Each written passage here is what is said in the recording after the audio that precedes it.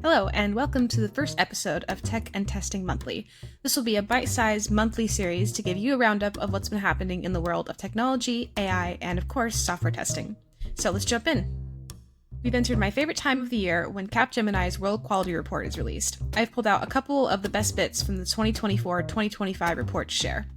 Did you know that only 29% of organizations have implemented generative AI in their testing and are actively using that? I find that especially interesting when paired with Capgemini's key recommendation to harness Gen AI for automation. For those that are using Gen AI, the top use cases are in test reporting and defect analysis.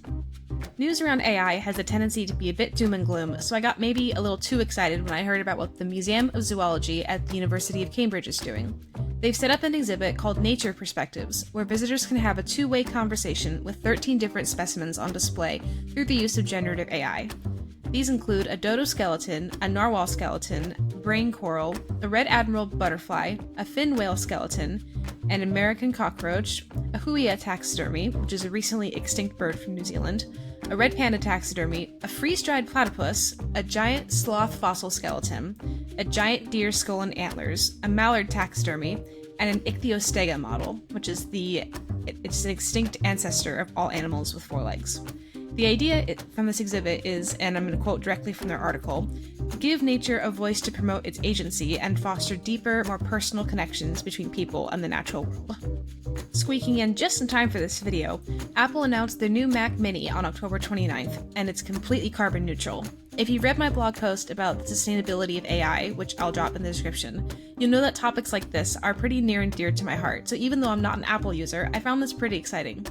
In addition to being quite a powerful little guy, the Mac Mini is made with over 50% recycled content overall, and the electricity used to manufacture it is 100% renewable energy. Plus, to offset the customer's use of electricity for their own Mac Mini, Apple has invested in clean energy initiatives around the world and prioritized lower carbon modes of shipping, reducing the carbon footprint of the Mac Mini by over 80%. And to bring it all home, the packaging for the Mac Mini is entirely fiber-based, which gets Apple closer to their goal of removing plastic from their packaging by 2025, which is just around the corner. Lastly, and more of an honorable mention since it falls a little outside the catchment of this type of industry update, I'd never forgive myself if I didn't include SpaceX's catching of the rocket booster as it returned to Earth on October 13th. I watched it live, and while I'm not a huge space nerd, it was easily one of the coolest things I've ever seen. So I hope you enjoyed this first episode, and I look forward to seeing you at the end of November.